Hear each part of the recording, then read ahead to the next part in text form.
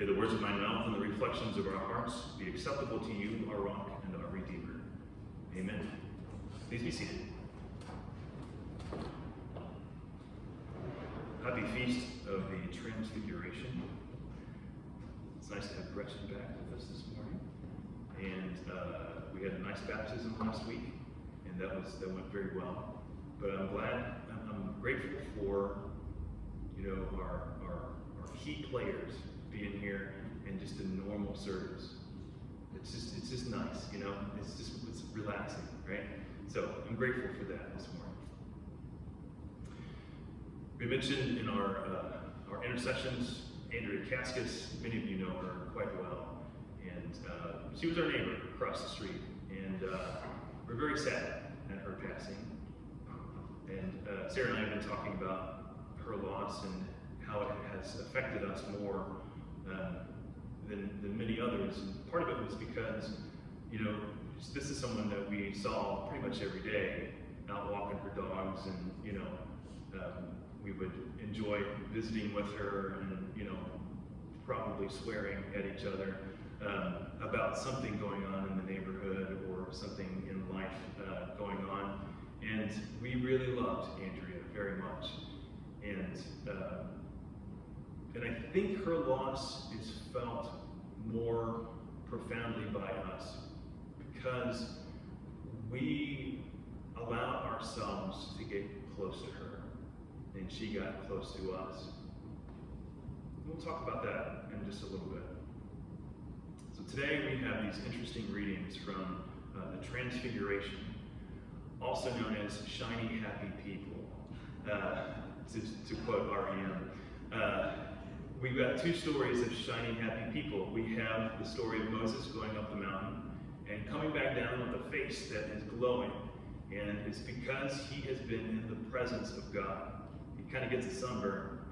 He comes down and he's literally glowing, so much that he starts wearing a veil over his face because it's distracting the people. And then, in the story of the gospel, Jesus is up the mountain again with some of his disciples, and he too becomes transfigured and is glowing white. And this is a turning point for his life and the life of the disciples, because this is one of the few times where he's not just this dude that they're hanging out with, but he is clearly spelled out as the Son of God, as the chosen one. And that would have been pretty shocking to have experienced. I mean, imagine that, right? This guy you've been hanging out with, and a real simple dude, doesn't even have a place to lay his head, according to his own words, and then all of a sudden, boom, this voice from heaven, and then he starts glowing. That was quite eye-opening for the disciples, and they didn't quite know how to react. Peter, in particular, says, let's build some booths to hang out in. Why would you do that? Well, he was going with something that he knew, because the Feast of Booths was a special feast of the Jewish people that commemorated the time that they wandered in the desert during the time of Exodus, where they would build these thatched roofs like they did in the desert. And once a year, they would do this to commemorate that journey and that God had blessed them and brought them through it. It was also tied to the agricultural seasons as well. So all of this to say that when Moses and Elijah, Moses is the embodiment of the law, and Elijah is the embodiment of the prophets. So Jesus is the fulfillment of both the law and the prophets, according to the theology of the Transfiguration. These people show up, and Peter's like, let's build some booths, because I don't know what else to do. Or is there more to the story? It could be that when he saw this, he's like, I'm going to build something to hide in. It could very well have been that. I mean, seriously, if you saw this, you might want to find a place to hide, because you don't quite know what's happening, not only to your buddy, but probably more, you're not sure what's going to happen to you next, right? I mean, seriously, it could be like he's going to get zapped by lightning or something. Like, he really probably just has no idea what's coming next. It's very likely that he was building something to hide in because of what is being seen by his eyeballs. Interesting. So, what are we to take from this story?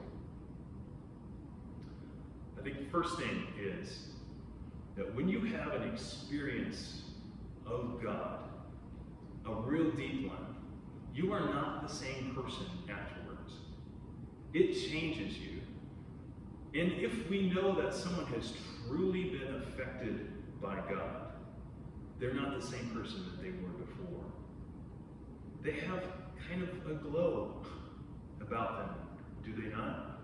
At least if what they experienced with God has actually taken any root in here, they glow a little bit because they have been in the presence of God and have somehow experienced something that they couldn't have experienced anywhere else. In other words, they made themselves vulnerable to that experience. They allowed that experience of God's grace to get inside. Kind of like our experience with Andrea.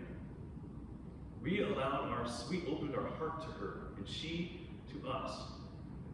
And that's why her loss to us is so profoundly felt. And so, this is also what we are encouraged to do in our relationship with God. Be honest to God. God knows you better than you do. You cannot hide. You have got to open your heart to God and just say, this is who I am. And learn to place your trust in whoever is up there. Because we really don't know. But we've got a good idea because Jesus came and taught us some stuff. And that God seems pretty cool. Open your hearts to this transcendence. And you'll start to glow. But what if you don't? Well, here's what it might look like. A theologian from Luther Seminary in St. Paul wrote this about this passage, about the need for being transparent and vulnerable before God. She said, when we exchange vulnerability for certainty, all we do is live the lie that authenticity does not matter, that the truth of who we are can be absconded by our denominational structures, doctrinal commitments, and dogmatic insistences, that is, our tents, that we secure, pounding stake by stake into the ground. That's a profound statement.